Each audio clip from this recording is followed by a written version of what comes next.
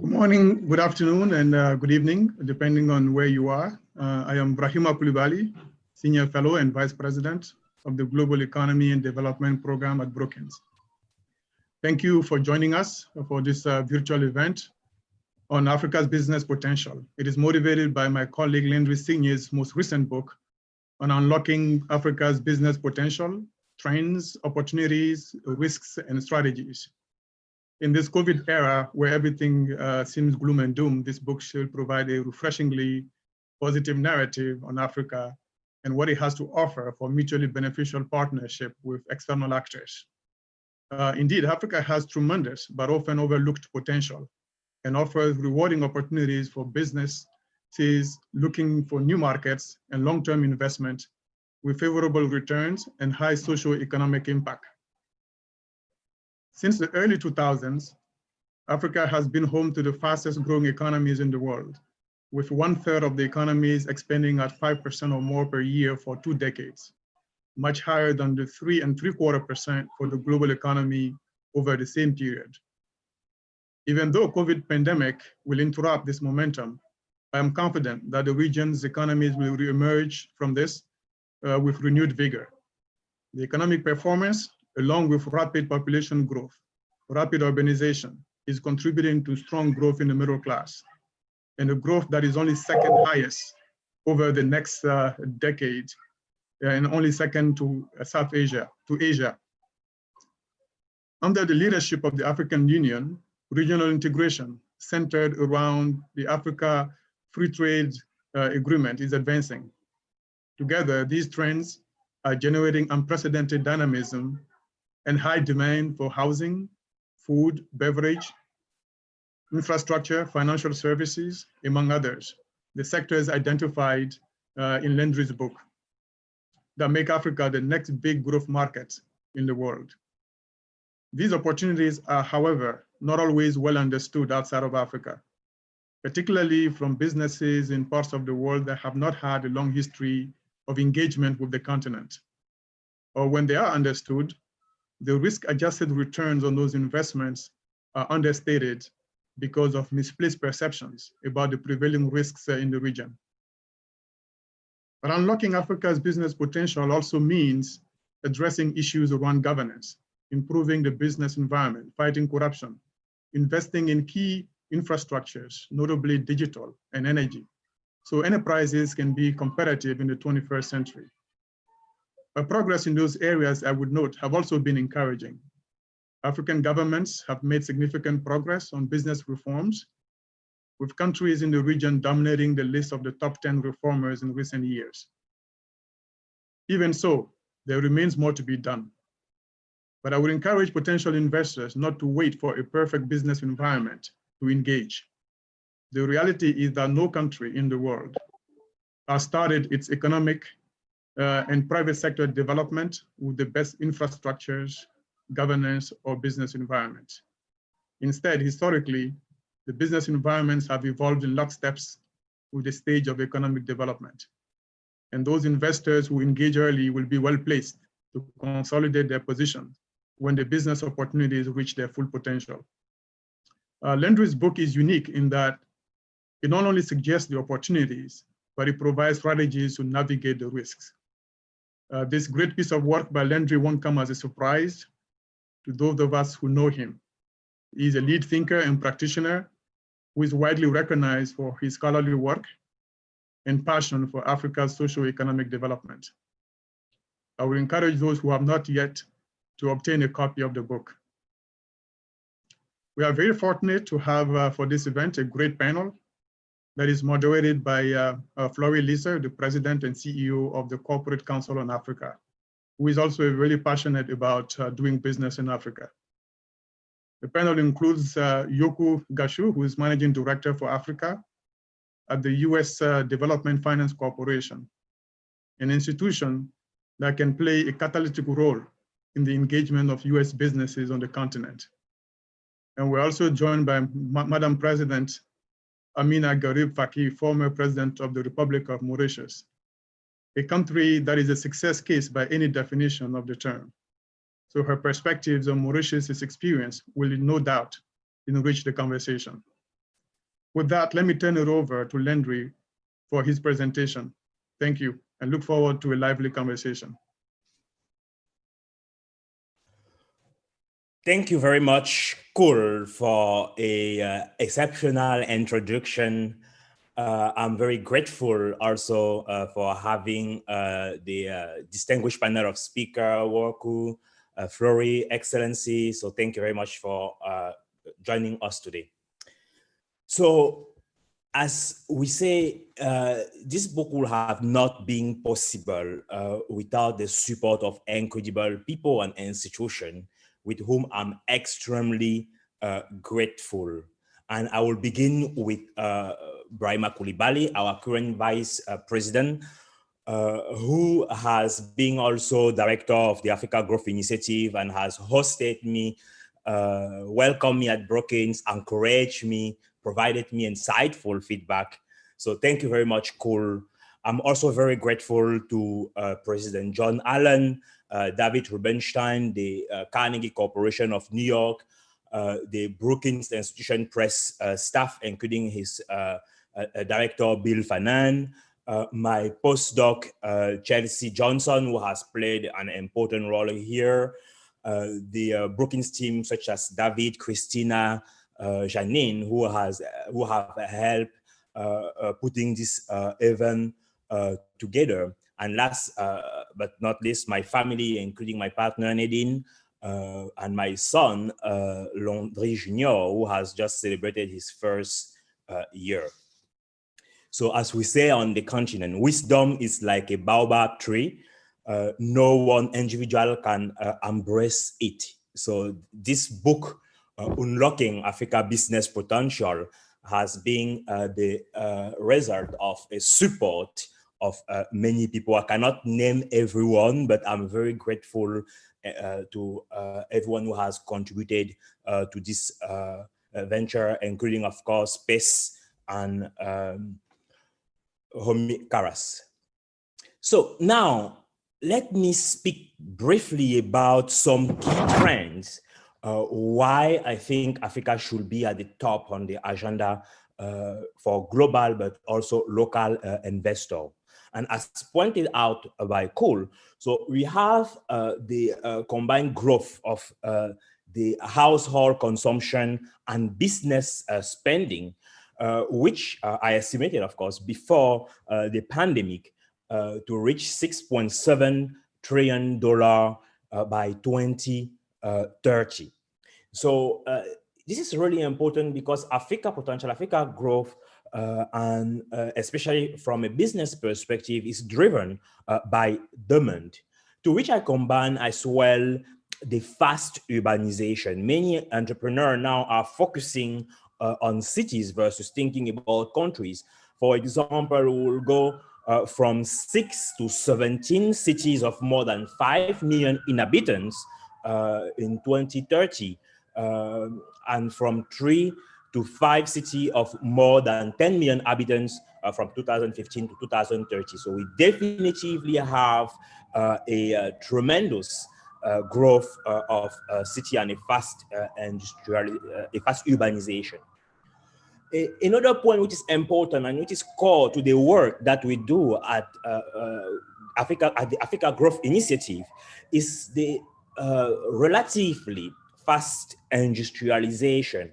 But let me point out here that I'm speaking about industry without smokestacks, because when scholars speak about industrial development on the continent, they mostly focus on traditional manufacturing. And when looking at traditional manufacturing, a scholar will be speaking about sometimes the industrialization, but that is because they overlook industries without smokestacks, which export in related industries have grown 6 times faster than traditional manufacturing between 1998 and 2015. So those are critical areas, and they have the same type of characteristic than traditional manufacturing, including exportability, tradability, the absorption of moderately skilled workers, as well as their high productivity. So we also have the effort to close the infrastructure gap in Africa. So with programs such as the Program for Infrastructure Development in Africa, a continental program aiming at closing the infrastructure gap, but also recently in the past years, the African Development Bank has, for example, organized the African Investment Forum with the commitment of numerous investors. Of course, those have to be implemented or concretely. So we also have the innovation to unlock resources and agricultural wealth. Of course, Africa has 60% of the world unused arable land, so tremendous opportunities, especially in coastal countries. So which is also combined with the fast digitalization, increased technological innovation, and enthusiasm for the fourth industrial revolution. As you know, the fourth industrial revolution is characterized by the fusion between the digital, the physical, and the biological world, and is characterized as well by its scope, its system impact, as well, and the velocity and the speed to which technologies are innovation are evolving. And on the continent, as you know, New York City had more mobile phone subscribers than the entire continent in the late 90s, where now we have over 700 million mobile phone subscribers on the continent. So we also have increased stability. In the late 80s, most African countries were led by unaccountable leaders, where now we have a tremendous increase of accountable leader and a demand for accountability from African citizens who prefer even democracy, but also accountability, accountable government, sometimes even over effectiveness of those government. So we also have the improving business environment, and which is characterized by the fact that about half of the top 10 outperformers globally in terms of ease of doing business have been in Africa in the recent year. Whether countries are democratic or not, all are committed to really unlock Africa business potential to improving the business environment. Of course, challenges remain, and works need to be done in terms of governance, in terms of property right, in terms of fight against corruption, against illicit flows, but the continent is in a much better place now than before. So we also have the fast regional integration, and especially with the African Continental Free Trade Area, which was adopted in 2018, legally came into force in 2019, was supposed, of course, countries were supposed to trade under the CFTA as of this month, but which was postponed given the critical importance of addressing the health crisis, postponed to January of 2021. So the CFTA really represents a unique opportunity for the continent, but also for international partners to really engage and successfully increase trade and investment. And this is also related to the US. We see the initiatives such as Prosper Africa, the different initiative which aims at connecting the continent with the rest of the world, whether with the US, China, Russia, Brazil, Turkey, among other players. So we also have the critical importance of the diaspora, whether in terms of building bridges, playing as ambassador, representing the continent, investing, also contributing to technological transfer. So those are some of the critical trends which are observed on the continent. And let me finish probably with highlighting a few reasons also why I think that ultimately, why despite the pandemic and despite the dramatic impact that will have, or the drastic impact that will have on the short run, which is observable also around the world in countries such as the United States or France or Italy or Canada. So despite the short-term impact of the COVID pandemic, I still think that African economies have demonstrated a relative resilience. And when I speak about African economy, of course, you have different groups. So the first group of country, for example, is the group of country which with relatively steady economic performance over the past 2 decades. So this group will include fast growers such as Rwanda, Ethiopia, or slower but relatively consistent growers such as Morocco, for example. So those countries may also be some of the most resilient in the context of COVID-19, and that is because they have increasingly implemented pro-growth policies, improving the ease of doing business, governance, effectiveness, as well as relation with international donors and global investors. And their performance, they have had a strong performance for about a couple of decades, which also include resisting to past crises. So a second group of countries will include countries such as Cote d'Ivoire or Ghana, whose GDP growth rates have improved significantly over the past decade, but not for a long time enough when you compare to the first group of countries. Those countries have also improved their state capacity, macroeconomic management, and relation with multilateral institutions, but they face some elements of vulnerabilities, which include the fact that you have a drop in the demand of cocoa, knowing that those countries are among the world's largest exporters or producers of cocoa. So this will affect probably their performance, but the level of resiliency will definitively be assessed after this crisis. And the third group of countries include those whose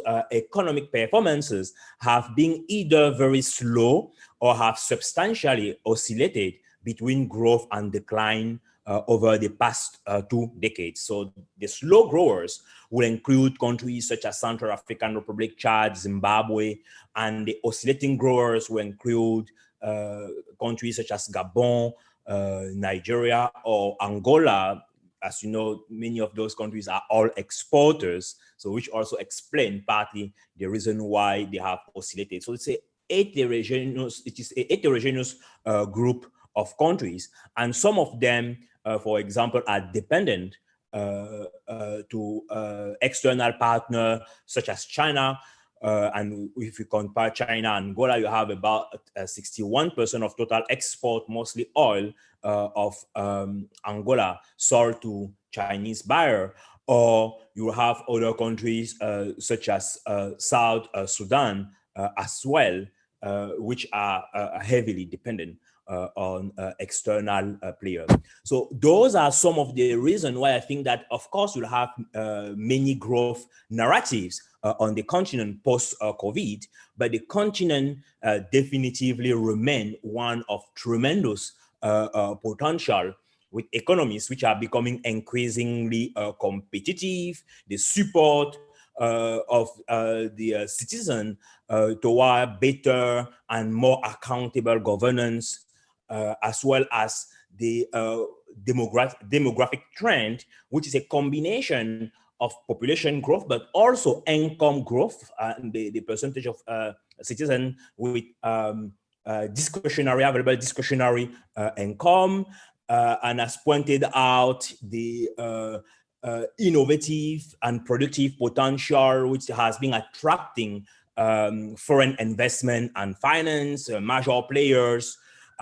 We have the diversity of trade partners, the African continental free trade area, which is unique, and finally, the benefit from the readiness of Africa, the increasing readiness of Africa to really benefit from the fourth industrial revolution. Many of those innovations which have being used during the this COVID-19 pandemic. So I can't be speaking for a much longer time. I usually speak for 3 hours in lecture, sometime for a few days, but I would like to give the floor now to Flory, and thank you very much again for your attention.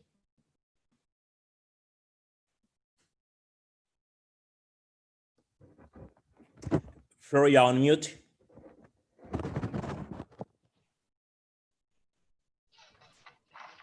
Yes, thank you, Landry. It's a pleasure to be here for this event in the launching of your book, Unlocking Africa's Business Potential. I'm delighted to be moderating the panel today and to talk about one of my favorite topics, which is business opportunities in Africa. For over 27 years, the Corporate Council on Africa, CCA, has provided access, connections, and insights that promote the U.S.-Africa trade and investment relationship. And we at CCA believe in the great business potential of Africa, which is why I'm so pleased that Professor Landry Signé has written such an excellent new book on this very subject. So congratulations again, Professor. Now, as he details in the book, the fundamentals are compelling in Africa. Prior to COVID-19, real GDP growth on the continent was in the 4 to 5% range for a decade. We all know about Africa's large youth population, growing consumer spending, and huge need for infrastructure. And the African Continental Free Trade Area promises to be a game changer in harmonizing Africa's trade and creating a world of new business opportunities. Landry's book explores all of these themes and challenges us to look at Africa in a new way. From the agriculture and energy sectors to tourism and banking, the African story is dynamic and exciting. New U.S. government initiatives like Prosper Africa and the new Development Finance Corporation, and we're delighted that Wakugatu is here from DFC. These types of initiatives recognize Africa's great business potential. And of course, the African business story also has its challenges. Like everywhere in the world, issues like infrastructure gaps, corruption, bureaucracy, low levels of intra-regional trade, and skills deficit keep Africa from fully realizing its potential.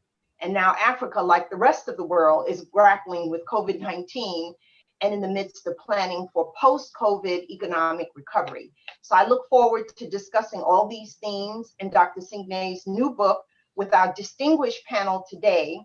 And I think that all of you who are participating in this session today will conclude, as we have at CCA, that every global company needs to look to Africa to grow and expand their businesses. Now, before I turn to our distinguished panelists to say a brief introduction and to make some initial remarks before we go to Q&A, I do want to also let you know that viewers can submit questions for the panelists by emailing events@brookings.edu or via Twitter @BrookingsGlobal by using hashtag Africa Business Potential.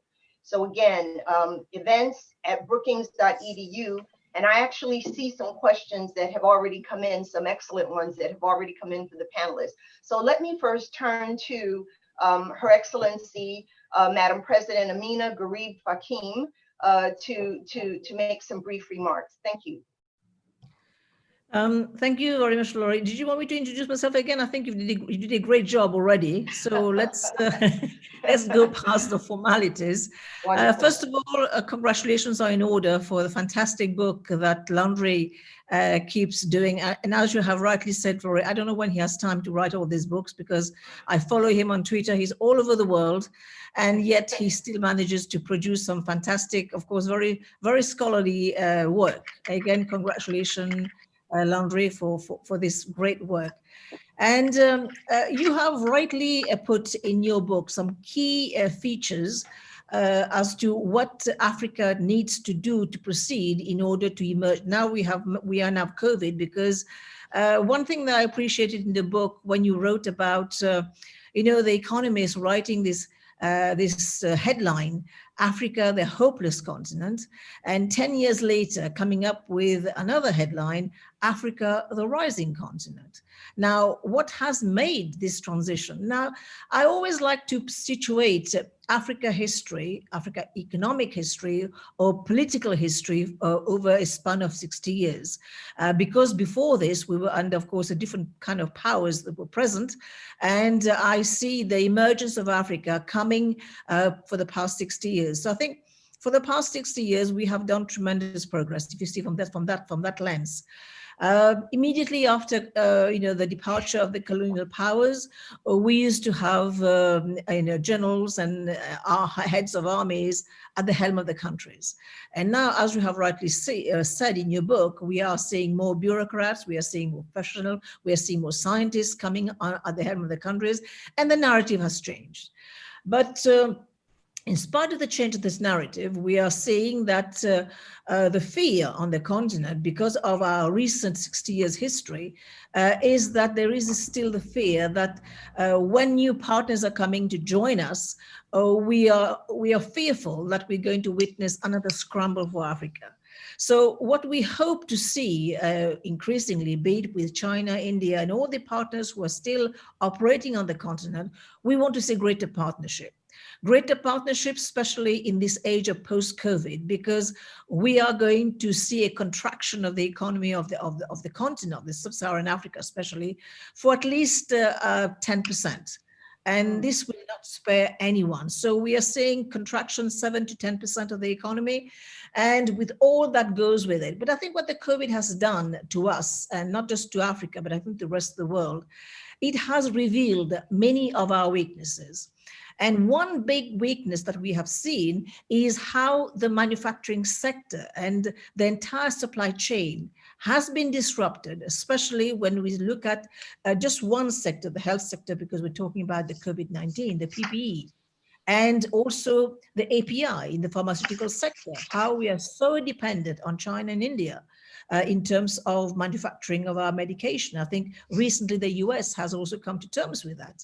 So how are we going to emerge out of this? And one thing that we have rightly taken on board is the Africa Free Trade Agreement, because here we are hoping that we'll see a better integration of the continent, because right now it's at a really poor 20% or less than 20% in terms of trade.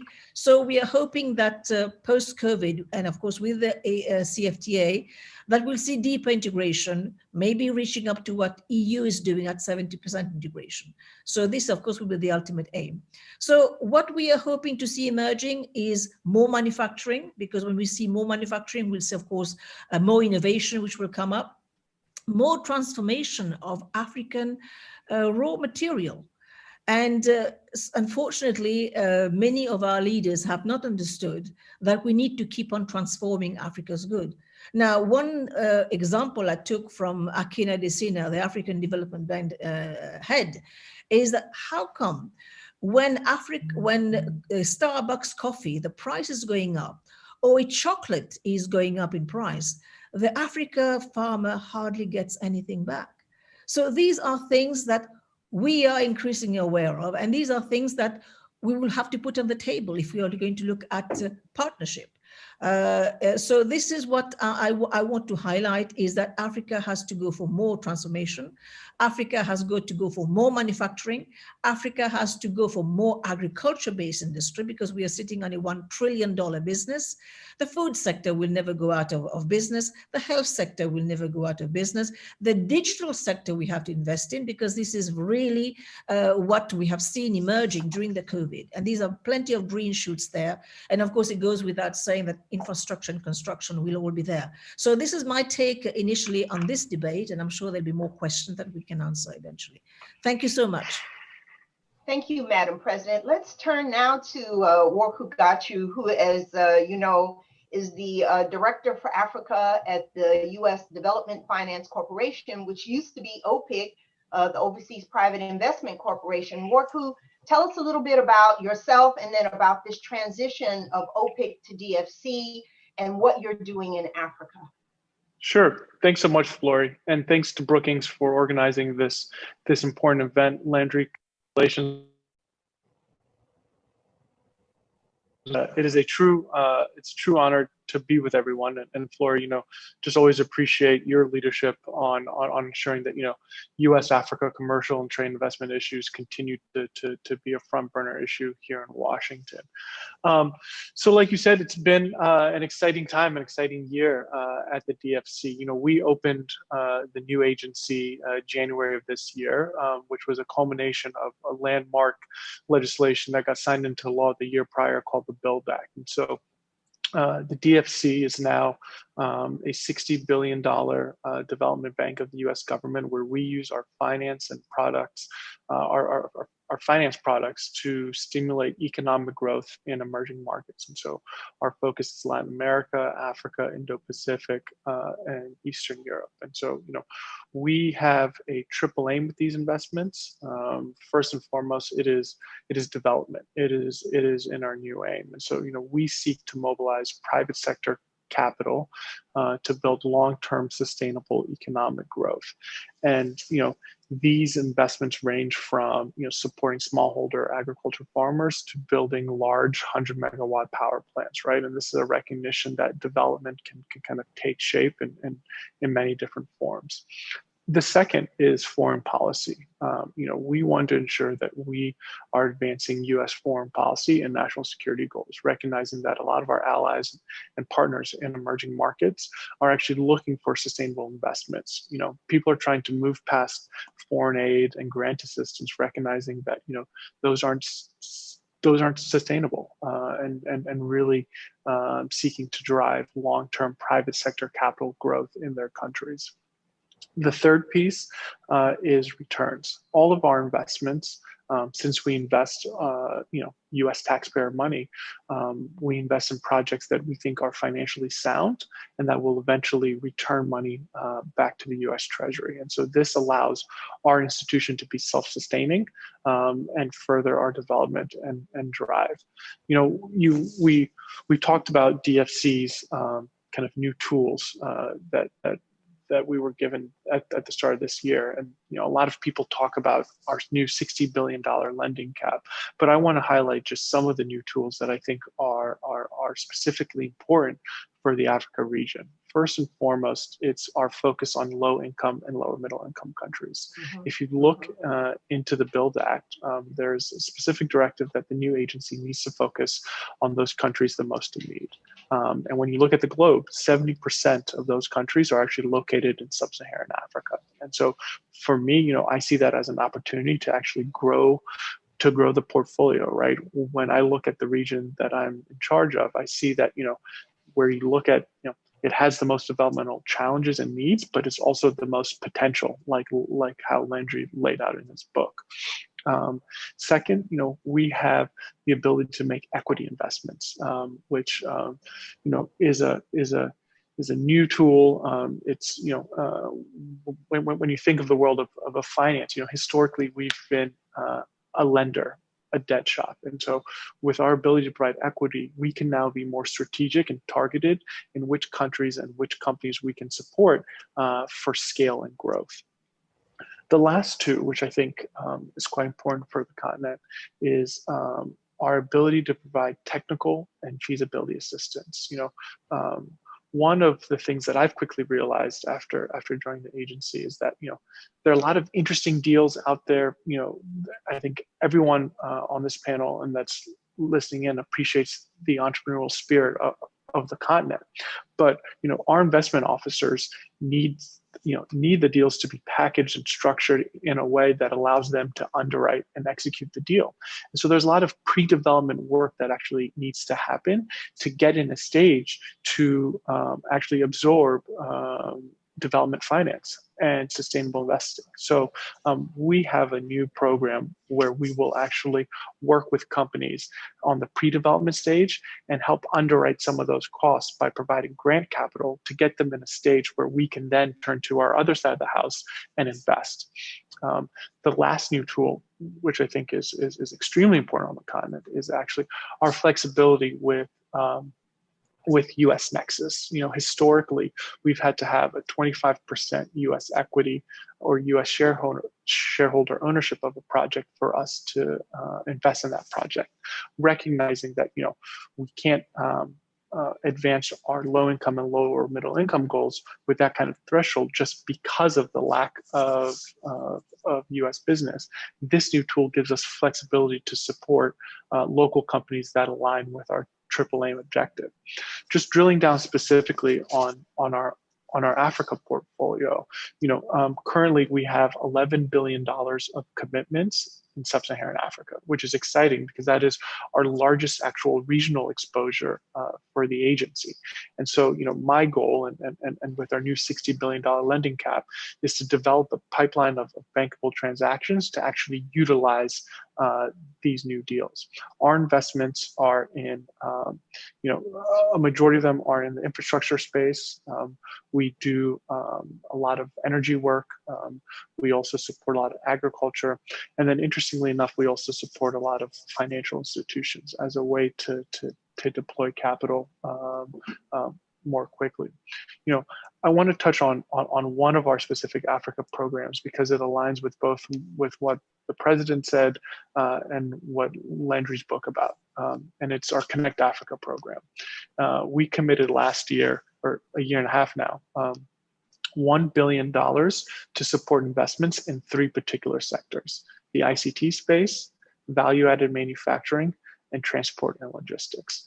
And we recognize that those 3 sectors are integral for Africa's development, and we need to be more acute and more strategic in our ability to finance investments in those sectors. And so, an example, I am proud to say, 14 months in, we have $450 million of commitments under the Connect Africa program. We still have $500 million left, so it's a lot of work that needs to be done. But luckily, there's groups like CCA that can help us get there. But within the ICT space, we supported a mobile network operator called AfriCell with a $120 million loan to build out their network infrastructure in Sierra Leone, Gambia, Eastern Congo, and Uganda. And our investment into that company was recognizing that providing reliable connectivity at affordable prices for their customers is an inherent development benefit on the continent. So it addresses one of the points that the president raised about the importance of ICT connectivity on the continent. The second is value-added manufacturing.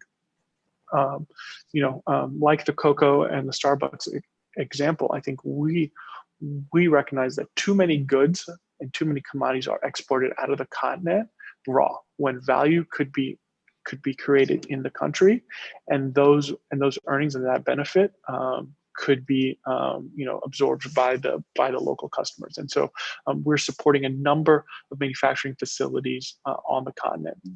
One of my favorite is Akola.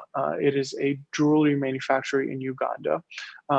And they don't just source their inputs from Uganda and then construct and assemble it elsewhere. They actually build, manufacture, and ship from their factory in Uganda, only employing disenfranchised women. And you can now get them at the shelves in Bloomingdale's and Nordstrom's.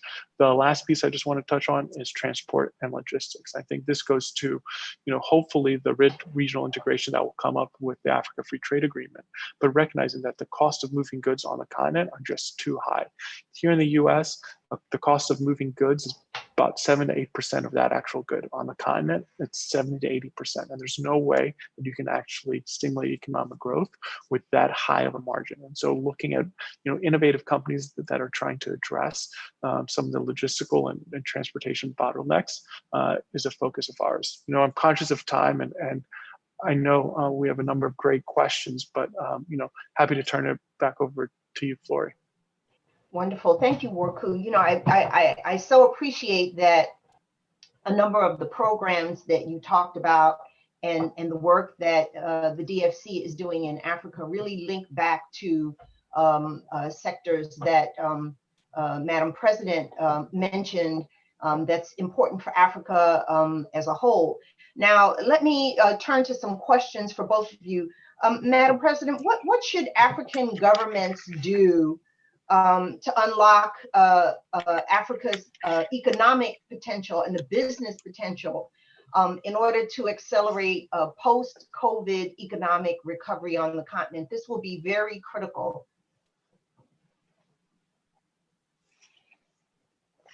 You're still on mute. Yes. There you are. Thank you. It may seem paradoxical because I've just said that the continent and several countries, they're going to be witnessing a contraction of the economy. And I think yet this is the time now to invest.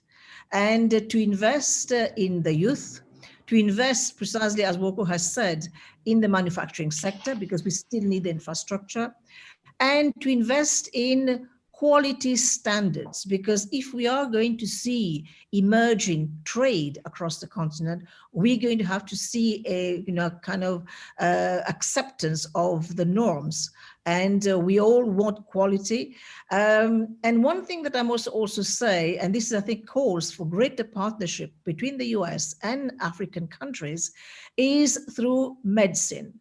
And we have seen that, unfortunately, in Africa, so many medicines and antibiotics and all these which are traded, which are, of course, substandard or fake. And so this is something that we need to promote in terms of the quality of medicine. So we need to invest in the widest sense of the word, in the entire infrastructure. And I think the development of the continent will emerge at the nexus of empowering the youth through entrepreneurship. We need to invest in them as well. We need to invest also in social safety net. And this has emerged really, really drastically, not just in Africa, but elsewhere in the world, where the poor have been left really to fend for themselves with nothing to fall back on. So these are issues that we have to see emerging: investment in the widest sense of the word, in the youth, in the women, in agriculture, in medicine, in the infrastructure, in IT, because I think in IT we're going to leapfrog. We don't need the infrastructure as it has been the case 30 years ago. And now with the new technologies, with, of course, access, and we have seen Walker as well, talking about investment in that space. So I think when we start investing in all these, that very soon we will see the continent picking up. And of course, we need to change the narrative of blocks. We need to look at how we can trade, how we can really put in place all the blocks that the Africa Free Trade, the Continental Free Trade Agreement rest on: movement of people, movement of good, movement of services. I think this is where we will see the future going. But definitely I agree with Woku that the cost of transport across the continent has to be looked into, because this will be a big deterrent onto the emergence of the continent as a market of 1.2 billion people. So we need to do something about this. Thank you. Thank you, Madam President. Let me say that, oh, Landry, you wanted to jump in. Please go ahead. That is a really fabulous, Excellency, and thank you to all also for your very kind words. So one thing that I wanted to add is that, and as pointed out by Excellency, the African Continental Free Trade Area, its implementation, its successful implementation, will constitute an exceptional tool to really accelerate Africa's recovery. And in addition of reducing the cost of doing business, or to increasing supply network, improving supply networks or domestic demands, I think it will be critical on the short run that government avoid, or at least limited areas to private firms from the public sector. So they should provide instead finance for the private sector to save jobs, which are critical to unlock Africa potential. And they should, of course, provide tax waivers or extended deadlines. Some governments have already done that. But one aspect that we sometimes overlook is also the worker from the informal sector. So which represent about, depending on the countries, about 70% on average on the continent of the working population. So it will be critical for government to maintain household consumption among the bottom 75 to 80% of households who have very limited savings and therefore offer quite often services and products in the informal sector to the worker of the formal sector, whether from the public or private sector. So protect the income of human wage and salary employees and protect health of human and formal sector workers. I think government should declare, and that's aligned also with what Woku and Excellency said, they should even declare transport of food from farm to get to market as an essential service. I think Landry, if I may, I have to put my hat of woman again here. You've mentioned the informal sector, and yet the informal sector are dominated by women, and they tend to be the first in, and of course the first out, the last in and the first out into the system. So we need to put money in the hands of these women so that they can precisely drive, because the economy of Africa, many countries, it is still dependent on the informal economy. So we need to put money, yes, I agree with you, in the hands, but we need to have a special thought for our women folk, because they feed the family, they do the agriculture, they do most of the burden of the work. So I'm sorry, I can't resist not saying that. Absolutely agree. I think too, I'm going to turn back to Worku on that, because he can share a little bit about a program that is actually focused on women that OPIC, now DFC, is working on. But you all have touched on this issue of countries facing the very tough situation of protecting lives and then protecting livelihoods. And this is the challenge that everyone has. Worku, I'm going to ask you to say a little bit about your women's program, but I also want to ask you a question that has come in about what are the prospects for U.S.-Africa trade and investment relations, given the struggle that we ourselves in the U.S. are having with COVID-19, as well as the fact that, this is an election year for the U.S. What should we not be looking to the U.S. to be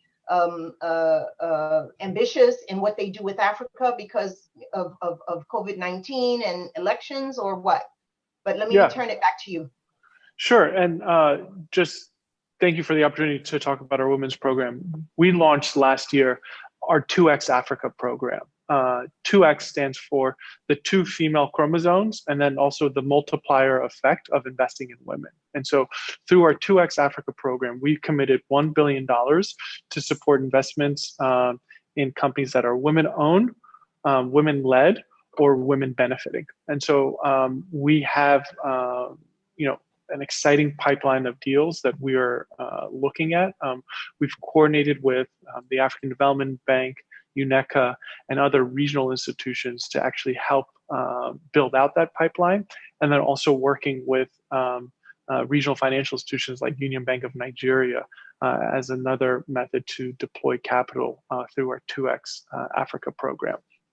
Just to your point about kind of COVID and U.S.-Africa engagements under these broader issues, I think it's impressive to see programs like Prosper Africa being launched, this year and actually hitting the ground running and ensuring that, the issues of trade and investment, remain a priority for the administration going forward. And I think, an example of that is, when COVID hit, DFC has a really powerful tool in terms of financing.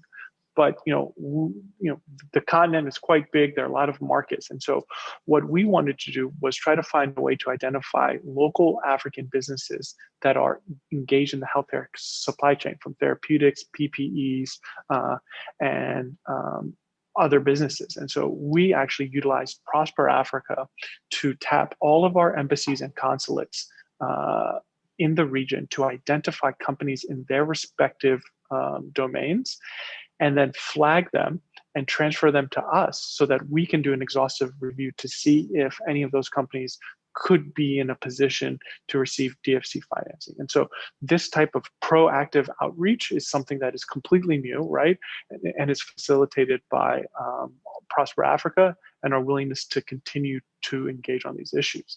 And then just about broader, trade and investment issues in an election year, I am actually, this background behind me is not at my home. My home is not this regal. I am actually at the White House right now because we just about an hour ago kicked off the formal negotiations for the U.S.-Kenya Free Trade Agreement. And so this is a major milestone. This, as many of you know, will be the first potential free trade agreement between the U.S. and a sub-Saharan African country. And so I think, yes, there's an election going on, but I think there is a lot of excitement and a lot of people working on trade and investment issues like we saw this morning. Thank you, Warku. I know that many of CCA's members are very focused on the U.S.-Kenya talks, not just because it's Kenya, but also because we see it as a building block for how the U.S. can enhance its trade investment relationship with our African partners, going beyond AGOA, which has been sort of a one-way unilateral program, to something that's more reciprocal and something that really takes account of Africa's increasing role in the global economy. And I think that, there's so many that recognize that Africa really is the place to invest. It is the place that holds incredible opportunities, and how to harvest those. This is the importance of programs like Prosper Africa and the work that you all are doing, and especially focusing on women through your 2X program. And I just wanted to go back to Her Excellency. I don't know how much more time we have, but one of the questions that we have is about the emergence of new players in Africa, such as China, India, Brazil, who are obviously competing with US for business on the continent. And I wondered if you could share a little bit of your thoughts of how Mauritius looks at that, how African countries look at that, or should look at that, in terms of the range of players in the African market now. Thank you, Flori. This is a very interesting question because we have seen precisely a multitude of actors. You mentioned China. We have seen recently, of course, the UAE and many of the Arab countries as well, very, very interested in very key areas. And well, we welcome partnership, as I said, we welcome investment. But I think the key word to take ahead, I think this is something that we'd like to bring forward, is exchange of good practices, more partnership. And, if you look at, for example, what China is doing in terms of, Landry rightly mentioned the fourth industrial revolution, we'd like to see more of these exchanges happening, but we increasingly would like to see more partnership, because we do not want yet another scramble for Africa. Having said this, one area that I would like to see more partnership, and of course more revival on the African continent. Landry also mentioned this in his book. Africa is home to 60% of the world's arable land. Wow. And if you look at the country of the size of China, it's only 9%. And, and yet there is so much that this continent can provide in terms of support. But over and above this, we need to see, again, I go back to what the African Development Bank has been saying, how this sector, if only for agriculture, can be a fast-growing sector. We are sitting, as I said, over $1 trillion business, $1 trillion business, how it can be a source of jobs as well for our youth, how we can make Africa agriculture become an entrepreneurial sector that can absorb so much of our youth who was out there. And we are the youngest continent on this planet up until 2050. We are going to be the supplier of labor force to the world.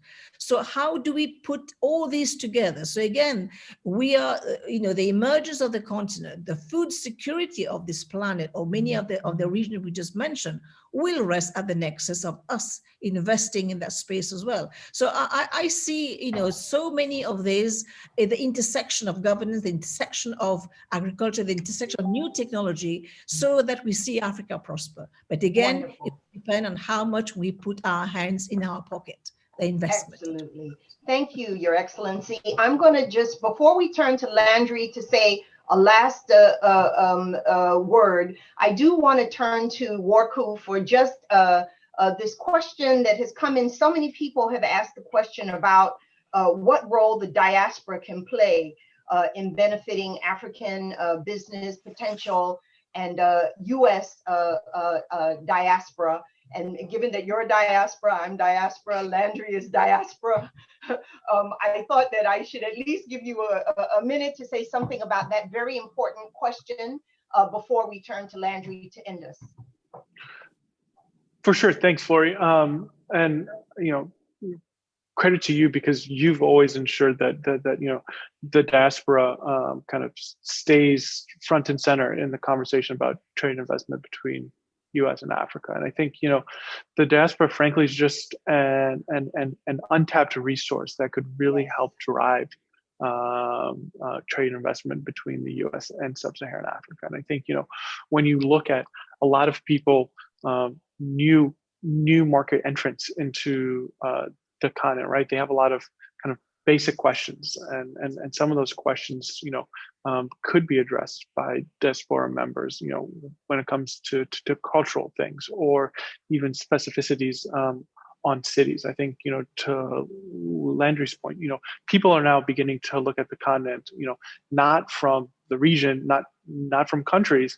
They're looking at city opportunities, right? And so having someone who is familiar with those local dynamics and the local kind of cultural significances to those dynamics, will be only a value add to folks. And so I think, we have a lot of diaspora that kind of comes to us and say, hey, I could go to my home country and help, do this project or do this deal.